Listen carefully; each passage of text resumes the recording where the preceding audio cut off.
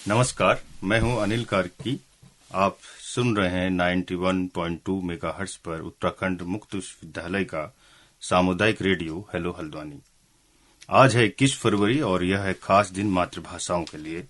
21 फरवरी वर्ष 2000 से यूनेस्को द्वारा अंतर्राष्ट्रीय मातृभाषा दिवस मनाया जा रहा है और इस वर्ष की थीम है बहुभाषी शिक्षा के लिए प्रौद्योगिकी का उपयोग। और आज हमारे साथ है पत्रकारिता एवं मीडिया अध्ययन विभाग से डॉक्टर राकेश रायाल, जो इस बारे में हमसे बातचीत करेंगे और वह गढ़वाली और नेपाली के विषय संयोजक भी है। तो स्वागत है डॉक्टर रायाल साहब आपका इस नमस्कार कार्की जी। तो जैसा कि हमको पता है कि पूरी दुनिया में जो यूनेस्को का जो रिपोर्ट है उसके हिसाब से 6,900 भाषाएं पूरी दुनिया में बोली जाती है और 3,000 भाषाएं लुप्त हो चुकी है। जो भाषाएं एक तरह से आम परिधि पर छटके हुए लोगों की थी और एक तरह से उन समाजों की थी जो मुख्य धारा पर नहीं आ पाए, उन्हीं लोगों की भाषाएं एक तरह से पूरे उस पर खत्म हुई है पूरे सिनारियो में विश्व के लेवल पर। तो यूनेस्को की एक रिपोर्ट के मुताबिक कुमाऊनी और गढ़वाली भाषाओं को भी संकट की भाषाओं के स्थान पर रखा गया है और लुप्त होने के कगार पर उनको गिना जाने लगा है। तो ऐसी बहुत सारी और भी भाषाएं हैं जो संकट के करीब है और जैसा कि अभी तक जो भाषा और बोली की जो खाई थी उसको एनसीएफ 2005 ने पाटा और एक ही शब्द दिया, लोक भाषा। तो भाषाओं को जिस तरह से अब देखा जाने लगा है उसमें एक नए किस्म का दृष्टिकोण डेवलप हुआ है। वो व्याकरणीय दृष्टिकोण से ज्यादा भाषा वैज्ञानिक दृष्टिकोण है, जिसमें वैज्ञानिकों का ये मानना है, भाषा वैज्ञानिकों का, कि कोई भी भाषा अपने आप में एक संपूर्ण स्मृति कोश, किसी समाज का इतिहास, संस्कृति की एक जीता जागता इतिहास ढोते हुए लाती है और किसी भी भाषा का खत्म होना ये एक तरह से धरती से मनुष्यता के खत्म होने और उसके विद्रोह और अंतर्विरोधों, उसके संवेदनाओं को व्यक्त करने वाले सबसे सशक्त औजार का खत्म होने जैसा है। तो आज हम डॉक्टर रायाल से पूछते हैं कि सर, मातृभाषा से आपका क्या आशय है? मातृभाषा से आशय है कि जब हम जन्म लेते हैं और जिस माटी में जन्म लेते हैं और जिस माँ की कोख में हम जन्म लेते हैं, उस माँ की जो बोली है, उस माँ के मुंह से जो शब्द निकलते हैं, जिस बोली में, जिस भाषा में निकलते हैं, वही हमारी मातृभाषा है। और यह बहुत बड़ी उपलब्धि है अंतर्राष्ट्रीय स्तर पर कि इस तरह के जो है दिवस के रूप में इसको मनाया जा रहा है। इसका तात्पर्य हम ये समझ सकते हैं कि अंतर्राष्ट्रीय स्तर पर भी इसके लिए चिंतन किया जा रहा है। और भारत ने अभी जो नई शिक्षा नीति है 2020, उसमें भी इसको तीसरी भाषा के रूप में, जो शिक्षा के रूप में, मतलब शिक्षा के क्षेत्र में इसको तीसरी भाषा के रूप में इसको जोड़ा है। तो ये हमारे लिए बहुत बड़ी उपलब्धि है। आपकी क्या मातृभाषा है? मेरी मातृभाषा है गढ़वाली। गढ़वाली की कौन सी उपभाषा अगर हम कहेंगे तो गढ़वाली भाषा है अपना में। जैसे उत्तराखंड में 2 बोलियां बोली जाती हैं, वैसे 3 हैं और मेनली 2 हैं, गढ़वाली और कुमाऊनी। लेकिन गढ़वाल में भी फिर अलग अलग है। जी, मैं वही। और गढ़वाल में जो है कि एक तो जो गढ़वाल का जो मेन एरिया है, पौड़ी और टिहरी, ये वाला जो एरिया है, और चमोली और उनमें शब्दों में कई अंतर नहीं है, लेकिन थोड़ा सा टोन में अंतर आ जाता है। लेकिन जो बोली गढ़वाल से भिन्न बोली है वो जौनसारी, और फिर जौनसारी में भी अलग अलग है। उधर से आपका बंगाण क्षेत्र जो है, जो बिल्कुल हिमाचल से लगा हुआ है, वहाँ बंगाणी बोली जाती है।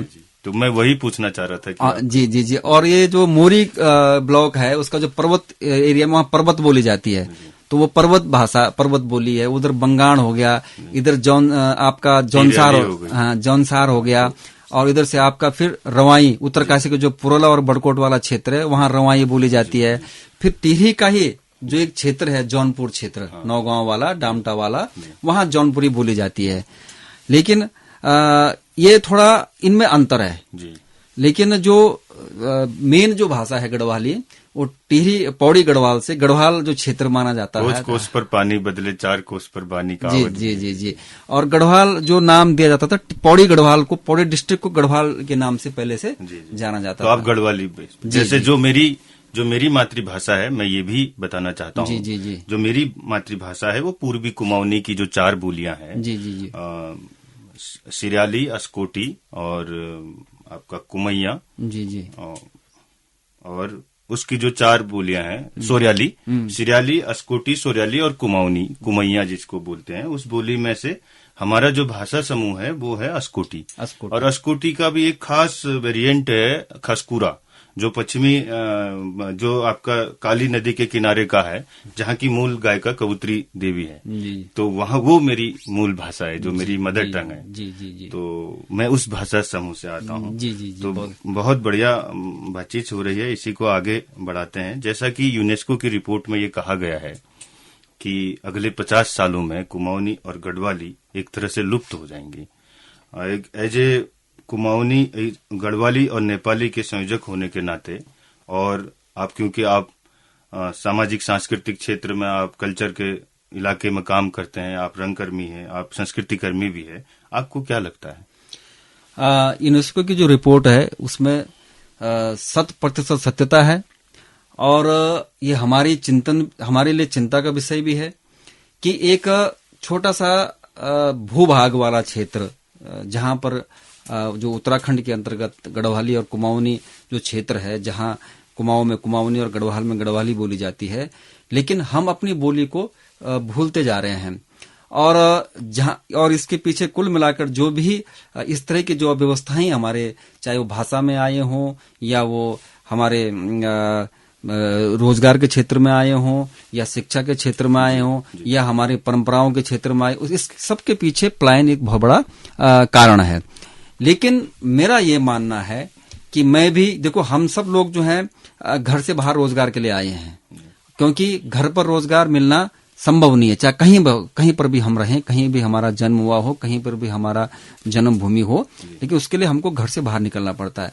लेकिन एक शिक्षक के नाते, एक शिक्षित वर्ग के नाते हमको अपनी माटी पानी, अपनी बोली बाणी, उसको अपने साथ लेके चलना होगा, और अपने घर परिवार, अपने समाज में हम उसको महत्व दें, और उसको यदि हम चाहते हैं कि जीवित रखें, तो प्रत्येक व्यक्ति को उसके लिए अपने कर्तव्यों का निर्वहन करना होगा। डॉक्टर साहब, बार बार ये सवाल उठता रहा है रोजगार का और भाषा का, और कई विद्वानों का ये मानना है कि जब तक कुमाऊनी और गढ़वाली रोजगार की भाषा नहीं बनेंगी, तब तक इनको बचाया जाना मुश्किल है। तो आप इसमें किस तरह की संभावनाएं देखते हैं? इसमें संभावनाएं बहुत ज्यादा हैं, और मुझे लगता है कि उत्तराखंड मुक्त विश्वविद्यालय ने इस तरफ जो है काम भी शुरू कर दिया है। विश्वविद्यालय ने कुमाऊनी और गढ़वाली भाषा में प्रमाण पत्र कार्यक्रम शुरू किए हैं, और विश्वविद्यालय का उद्देश्य यही है कि इसको किस तरह से अपनी शिक्षा से, अपने रोजगार से इसको जोड़ा जाए। और इसका उद्देश्य मेन शिक्षा से जोड़ना और दूसरा रोजगार से जोड़ना, और जो मेन उद्देश्य इसके पीछे जो है कि अपनी भाषा और अपनी संस्कृति को संरक्षित करना, ये तमाम इसके उद्देश्य हैं। और रोजगार के क्षेत्र में बात करें, माना एक एग्जांपल आपको दूं, कोई बाहर से ISPCS यदि उत्तराखंड में आता है, चाहे वो कुमाऊं क्षेत्र में आए, गढ़वाल क्षेत्र में आए हो, किसी भी समाज में, किसी भी व्यवस्था में जब तक संवाद नहीं होगा, तब तक कोई भी कार्य जो है परिलक्षित नहीं होता है, कोई भी कार्य आगे नहीं बढ़ता। चाहे वो माना सपोज उत्तराखंड सरकार की ये सरकारी योजनाएं हैं, या जनता को जागरूक करने के लिए को लेकर कई जो है वो कार्यक्रम है, यदि उन कार्यक्रमों को हमारे जो नीति नियंत्रक हैं या जो भी हमारे प्रशासक हैं, यदि वो अंग्रेजी में होंगे या हिंदी में होंगे, उनको एक आम क्षेत्र तक, एक स्थानीय स्तर पर ले जाना उतना सुलभ नहीं होगा जितना कि वहाँ स्थानीय भाषा में, या जो हमारी मातृभाषा है, जो हमारी कुमाऊनी और गढ़वाली भाषा में, यदि उसमें रूपांतरण करके, उसमें उसका अनुवाद करके उसको कार्यक्रम इस तरह से बनाया जाए कि वो लोग उसको आसानी से सुलभ तरीके से समझ सकें। इसी से जुड़ता हुआ ये सवाल है, जैसे कि राष्ट्रीय पाठ्यचर्याओं ने, ताकि जो हमारी 2005 का जो फ्रेमवर्क था, उसमें भी स्थानीय भाषा और क्षेत्रीय भाषाओं के महत्व पर शिक्षाविदों ने जोर दिया था, और नई शिक्षा नीति जो 2020 की है, इसमें भी स्थानीय भाषाओं को लेकर के काफी बहस हुई है, काफी स्पेस मिला है उसको, एक देश अनेक भाषा, अनेक देश एक भाषा। तो इसी को लेकर के एनसीईआरटी के विद्वान और तमाम सारे लोग हिमायती रहे हैं कुमाऊनी और गढ़वाली को यहाँ की शिक्षा में एक तरह से शामिल करने के लिए। तो आप इसको किस तरह से देखते हैं? ये बहुत ही, यदि इसको जो भी ये पॉलिसी बनाई गई है और मुझे लगता है बड़े सोच समझ की बनाई गई है, और इसको इम्प्लीमेंट करना, इसको धरातल पर लाना, हम जितने भी हम उत्तराखंड के लोग हैं, जो खासकर हम शिक्षा से जुड़े हुए जो भी हैं, ये हमारा कर्तव्य है कि हम इसको परिलक्षित करें, इसको धरातल पर उतारें, और ये बहुत ही कारगर साबित होगी। लेकिन कारगर साबित तब होगी जब हम इसको गंभीरता से लेंगे और खुद हम इसमें पहल करेंगे। तो ये मैंने अभी आपसे कहा कि विश्वविद्यालय ने इस क्षेत्र में पहल कर दी है, और इसका जो उद्देश्य है कि जो भी क्योंकि माँ सबसे प्राथमिक जो विद्यालय होता है उसकी टीचर पहली माँ होती है। हमारा जो प्राथमिक विद्यालय होता है एक किस्म से वो हमारे घर में होता है और उसकी शिक्षिका हमारी माँ होती है। उसके बाद जो हम बड़े होते हैं और हमारे टीचर्स होते हैं, शिक्षक होते हैं, चाहे वो हमारे बेसिक एजुकेशन हो या माध्यमिक एजुकेशन हो या हायर एजुकेशन हो। तो बेसिक और माध्यमिक शिक्षा में यदि इसको जोड़ा जाता है तो ये बहुत ही कारगर होगा। और हमारा भी उद्देश्य यही है विश्वविद्यालय का कि इसको कोई भी टीचर यदि उत्तराखंड में वो एलटी या प्रवक्ता के लिए वो यदि अप्लाई करता है करेगा तो वो उसके पास अपना बीएड और जो संबंधित विषय में जो उसकी उपाधि है उसके साथ साथ यदि वो इस प्रमाण पत्र कार्यक्रम को करता है या करती है तो वो क्या होगा कि उसको हम माध्यमिक शिक्षा में और बेसिक शिक्षा में जोड़ सकते हैं। और जो हमारे बच्चे वहां पर पढ़ रहे होंगे तो वो टीचर जो है उनको इस स्थानीय भाषा का ज्ञान जो है उपलब्ध करा सकते हैं। और दूसरी बात जो मुझे लगता है वो ये भी होगा कि जो अब रहे से हमारे गांव है पलायन प्रभावित, उनमें जो बच्चे हैं वो तो लोकल भाषा से बोलते हैं, वो जब स्कूल में आएंगे तो उनको मॉरली सपोर्ट भी मिलेगा जब अपनी लोकल भाषाओं के साथ आएंगे। तो स्कूल और परिवेश को एक साथ जोड़ने का काम भी मुझे लगता है कि लोक भाषाएं आपस में करेंगी अगर ये स्कूल के लेवल पर आ जाती है, खासकर प्राथमिक लेवल पर। तो डॉक्टर साहब, बहुभाषी जो शिक्षा है हमारी, इसको आम जीवन में इसकी किस तरह की जरूरत महसूस करते हैं आप? जो हमारे पास तमाम भाषाएं हैं उनको सीखना क्यों जरूरी है? अब आपके आज का जमाना जो है कार्की जी ग्लोबल युग का है, ग्लोबल विलेज का युग है, वैश्वीकरण का युग है, पूरा विश्व एक गांव के रूप में सिमट गया है। बिल्कुल। आज जो संचार के जो माध्यम है, जो तकनीकी माध्यम है संचार के, उन्होंने इस विश्व को एक गांव के रूप में समेट दिया है। और आप भली भांति जानते हैं कि ठीक है संचार को सुलभ करने में तकनीकी माध्यमों का बहुत बड़ा रोल है, लेकिन संचार में जो अहम भूमिका है वो भाषा का है। बिल्कुल, है ना? तो ये कहेंगे कि विश्व स्तर पर बहुभाषी का ज्ञान होना बहुत जरूरी है। यदि आज आप अपने आप को क्योंकि जब कंपटीशन भी वैश्विक लेवल पे हो गया, बल्कि एनसीईआरटी का जो भूमिका है हर किताब में, खासकर भाषा में, जी, उसमें खास जोर दिया गया है कि बच्चे को बहुभाषिकता का नॉलेज होना चाहिए। जी। तो मुझे लगता है कि शायद सांस्कृतिक आदान प्रदान के लिए भी बहुभाषिकता, हाँ, ट्रांसफॉर्मेशन ऑफ कल्चर, और जो हमारा जो सशक्तिकरण के लिए, समाज के सशक्तिकरण के लिए एक साथ होना और रोजगार प्राप्त करने के लिए। जैसे आपने देखा होगा कि जो हमारी जो बहुत सारे जो यूनिवर्सिटी हैं या जो हमारे पब्लिक स्कूल्स हैं वो जर्मन, जापानी, चाइनीज इस तरह की भाषाओं का क्या पाठ्यक्रम शुरू कर रहे हैं। तो उनका उद्देश्य यही है कि भाई वो यदि कोई भी युवा कोई भी अपना जो विद्यार्थी यदि पढ़ के वो अपना रोजगार अपनाना चाहता है तो वैश्विक स्तर पर वो कहीं भी किसी भी क्षेत्र में अपना जा सकता है, किसी भी देश में अपना रोजगार प्राप्त कर सकता है। तो ये इसका इतना बड़ा अपना आप में एक बहुत बड़ा हाल ही में, शायद आपको पता होगा, हाल ही में एनसीईआरटी और एनबीटी ने एक बहुत ही शानदार योजना के तहत, शायद नई शिक्षा नीति के तहत, उत्तराखंड में गढ़वाली और कुमाऊनी के लिए 50-50 किताबों के अनुवाद, जो कि अदर भाषाओं के थे, उत्तराखंड के देश की जो और भाषाएं हैं उनके अनुवाद कुमाऊनी में किए हैं। शायद ये नई शिक्षा नीति में वो कुमाऊनी की किताबें कुछ कुछ लगेंगी। इधर गढ़वाल की तरफ तो शायद आपको पता होगा, लेकिन कुमाऊं की तरफ जो हवलबाग ब्लॉक है अल्मोड़ा का, उसमें जो है कुमाऊनी भाषा का एक लेवल पर प्रयोग हुआ है जी, पिछले कुछ दिनों में। पिछले कुछ एक सालों से वो प्रयोग चल रहा है। जी। तो वो काफी मतलब बढ़िया प्रयोग है बच्चों के लिए, जो लोक भाषाओं का प्रयोग है। जी। तो इस बार की जो भाषा की जो थीम है बहुभाषा की, वो ये है कि प्रौद्योगिकी और बहुभाषिकता। तो कुमाऊनी और गढ़वाली क्या इसके लिए तकनीकी तौर पर तैयार है? मैंने आपसे भी जो कहा कि पूरा विश्व एक गांव के रूप में सिमट गया है, और इसके लिए जो हमारी जो तकनीकी संचार के जो तकनीकी माध्यम है उनका बहुत बड़ा रोल है। और बिना इन तकनीकी माध्यमों का हम जो है कि जो भी हमारे जो संचार के जो कोई किसी भी भाषा में हो जी, उसका जो ट्रांसफॉर्मेशन होगा वो तभी होगा जब उसमें हम तकनीकी इन्वॉल्व करेंगे। बिना तकनीक का वो नहीं हो सकता। दूसरी बात, आजकल सोशल मीडिया का जमाना है जी। हर व्यक्ति जो है सोशल मीडिया का उपयोग करता है, चाहे वो फेसबुक करता हो, चाहे वो जो है व्हाट्सएप करता हो, ट्विटर करता हो, इंस्टाग्राम करता हो, कुछ भी कोई भी माध्यम यदि वो सोशल मीडिया का उपयोग में लाता है। और हर आदमी के पास स्मार्टफोन है, एंड्रॉयड फोन है, ठीक है ना। तो ये संचार का सबसे सुलभ और सरल माध्यम क्या है? हमारा मोबाइल है।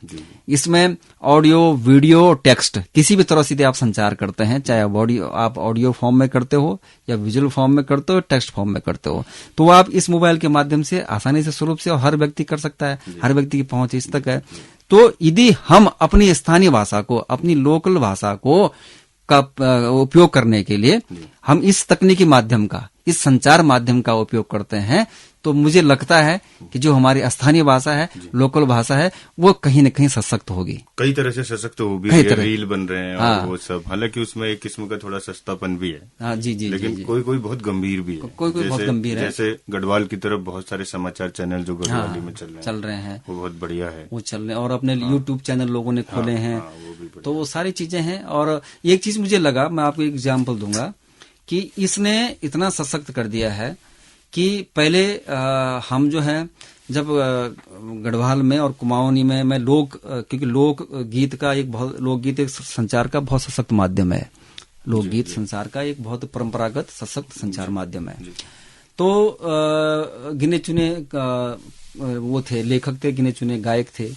उधर से नरेंद्र सिंह नेगी जी थे, जीत सिंह जी थे, और चंद्र सिंह राय जी थे, और अपने प्रीतम भरतवाण जी थे। इधर से गोपाल बाबा गोस्वामी जी थे, और हीरा सिंह राणा जी वगैरह, कबूतरी देवी जी, ये थे लगा तमाम।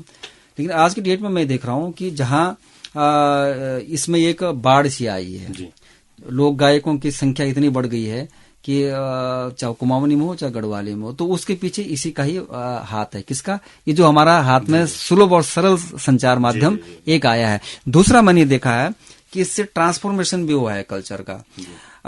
जो गीत हम पहले गढ़वाल में सुनते थे वो यहाँ नहीं सुनते थे, कुमाऊं में नहीं सुनते थे। जो यहाँ सुनते थे, लंबी प्रक्रिया होती थी, यहाँ सुनते थे, वो वहां नहीं सुनते थे। लेकिन आज आप किसी भी शादी ब्याह में जाओ, आप कुमाऊं के किसी भी क्षेत्र में जाओ, गढ़वाल किसी भी क्षेत्र में जाओ, यहाँ के गीत वहां बजते हैं, वहां के गीत यहाँ बजते हैं, और हर शादी ब्याह में। तो ये क्या है? ये किसका? ये इसका ही सूचना प्रौद्योगिकी का ही जो है एक इसमें बहुत बड़ा रोल है, और इसकी वजह से ये सारी चीजें हो पाई हैं। क्योंकि हम मातृभाषा को लेकर बात कर रहे हैं, और आप व्यक्तिगत स्तर पर भी आप एक तरह से संस्कृति कर्मी हैं, और अपने लोक गायन को लेकर के आपकी खासा रुझान रहा है, और आपके बहुत सारे ऑडियो वीडियो कैसेट भी है।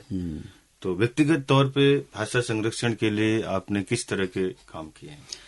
कार्की जी, क्योंकि हम लोग नौकरी पेशे वाले हैं और समय का अभाव होता है, लेकिन उसके बावजूद भी मैंने देखा कि हम लोग कहाँ जा रहे हैं। हमें व्यक्तिगत स्तर पर भी एक शिक्षक होने के नाते और एक वेल क्वालिफाइड होने के नाते हमें भी चिंतन करना चाहिए कि हम अपनी मातृभाषा के लिए केवल अंतर्राष्ट्रीय स्तर पर इस दिवस को मनाने से ये सब संभव नहीं है। हम जब स्थानीय स्तर पर इसके लिए मेहनत करेंगे, सोचेंगे, तभी हो पाएगा। तो मैंने इसी तरफ विचार किया, और मैं कोशिश करता हूं कि जो हमारी जो बोली है उसमें अब कुछ गाने आपने देखे होंगे, आजकल जो डीजे सॉन्ग का प्रचलन चल पड़ा है उत्तराखंड में, खासकर मैं देख रहा हूं, तो गढ़वाली हो चाहे कुमाऊनी हो, तो ऐसे वो जो गाने हैं, वो शब्दों में कुछ ऐसे शब्द होते हैं जो हमारे पहाड़ की है ही नहीं, वो हमारे कुमाऊनी की और हमारे गढ़वाली के शब्द नहीं है। वह सिर्फ उसमें एक वो दिया जाता है, म्यूजिक दिया जाता है और शब्द कहाँ से होते हैं। लेकिन मेरा जो मैं अपनी तरफ से प्रयास कर रहा हूँ कि हमारे जितने भी शब्द हों, हमारे जो बोल हों, जो हमारी रचना है, उसमें हमारे पहाड़ की संस्कृति, हमारे पहाड़ की बोली, हमारे पहाड़ की भाषा, चाहे कुमाऊनी चाहे गढ़वाली, एक एक शब्द उससे हो और उन ऐसे शब्दों का समायोजन हम अपने गीतों में करें कि कम से कम उन गीतों के माध्यम से भी लोग जो है समझे और उसका संरक्षण हो। तो एक मैंने जो कल एक 2-4 पंक्तियां जो बनाई है। कई बार ये भी होता है कि हम अपनी मातृभाषाओं पे बात कर रहे हैं और मातृभाषा पे बात नहीं कर रहे हैं। तो एक हमारी दो पंक्तियां मैं गाऊंगा। मातृभाषा माँ की वाणी, मातृभाषा माँ की वाणी, जनन था नौलों को मीठो पानी, जनधारा नौलों को मीठो पानी, मातृभाषा माँ की वाणी, जनधारा नौलों को मीठो पानी, जनधारा नौलों को मीठो पानी। मतलब जो हमारी मातृभाषा है और जो हमारी माँ की वाणी है, माँ की वाणी ही मातृभाषा है। तो वो इतना मीठा, जैसे छोया नौल, धारा नौलों को जो मीठा पानी मीठा होता है ना, मिठास, वही उस भाषा में मिठास है। दूसरा है भैर आया हम काम धाणी, भैर आया हम काम धाणी, जरूरी छयख खाण कमाणी, जरूरी छयख खाण कमाणी, ना कर्या ना कर्या स्याणी, ना कर्या ना कर्या स्याणी, मातृभाषा माँ की वाणी, मातृभाषा माँ की वाणी, जनधारा नौलों को मीठो पानी, जनधारा नौलों को मीठो पानी। तो ये है कि हमारा ठीक है, हम अपने काम के लिए, अपने रोजगार के लिए घर से बाहर निकले हैं, लेकिन अपनी माटी और पानी, अपनी बोली और वाणी से हम जुड़े रहें, ये हम पे निर्भर करता है। तो पूरी दुनिया में जो मातृभाषाएं हैं वो इस समय एक खास किस्म का संघर्ष कर रही है अपने लोगों के साथ। और आज एक शानदार आर्टिकल भी पढ़ा जा सकता है नुगिगो वाथांगो का, जिसका नाम है भाषा का साम्राज्य। जी। तो अभिजात और अभिजात की भाषाओं का जिस तरह से पूरा बोलबाला है, उसके बरक से जो परिधि के लोगों की आवाजें हैं, जो परिधि के लोगों की भाषा है, हम चाहते हैं कि वो बची रहे। पूंजीवादी अनिवार्यताओं के सामने जिन भाषाओं ने घुटने नहीं टेके हैं और जो फिलहाल दुनिया के नक्शे में बनी हुई है, हम चाहते हैं कि संघर्षरत मातृभाषाओं को बोलने वाले और संघर्षरत मातृभाषाएं, चाहे वो तमाम समुदायों की भाषाएं हों, आदिवासियों की, वनवासियों की, सभी मातृभाषाएं बची रहे। मातृभाषाओं की मातृभाषा दिवस की बहुत बहुत शुभकामना के साथ मैं एक कविता सुनाना चाहता हूं, क्योंकि मातृभाषा है और आज हम चाहते हैं कि अपनी मातृभाषा में प्रेम कविता से बेहतर और क्या कविता हो सकती है। ते जब आली आए मैं पक्का तेर बाट चांद, हिमालय क्यों छन तक, यूं गल जल जबुत मेर कफुली तै सोचे, मेरे शरीर है उड़ गयो हंस प्राण, रह गयो माठ मुट्ठी भर, मैं हूं जस गलबेर तेर भीतर रकत जस बगजून, पगली माठ सु असल पदारत, उस लुके समल भी रखे, एक न एक दिन तेर माई जरूर वापिस फरके लैल, उ प्राण में फिर प्राण उ माट में, फिर फूल फुलोल, पज्झण्यान में पैयाक फूल और चैत आल फागुन जाल, भिटारू न्यात फुलली तैं, लुक्कू पाल खेलली भिण पाखान में, प्योलिक फूल बनवेर, यो अनकस्सो टैमले हौलक जस फटोल, आहा हमल्ले घट पान्याल, यो निमानक चिसो सूर्य बुरुसुक फूल जस टक रंग लाल रंग में फुलोल। तो हमारे साथ थे डॉक्टर रयाल, बहुत बहुत शुक्रिया आपका, और एक बार फिर आपको मातृभाषा दिवस की ढेरों शुभकामनाएं। बहुत बहुत धन्यवाद कार्की जी आपका भी।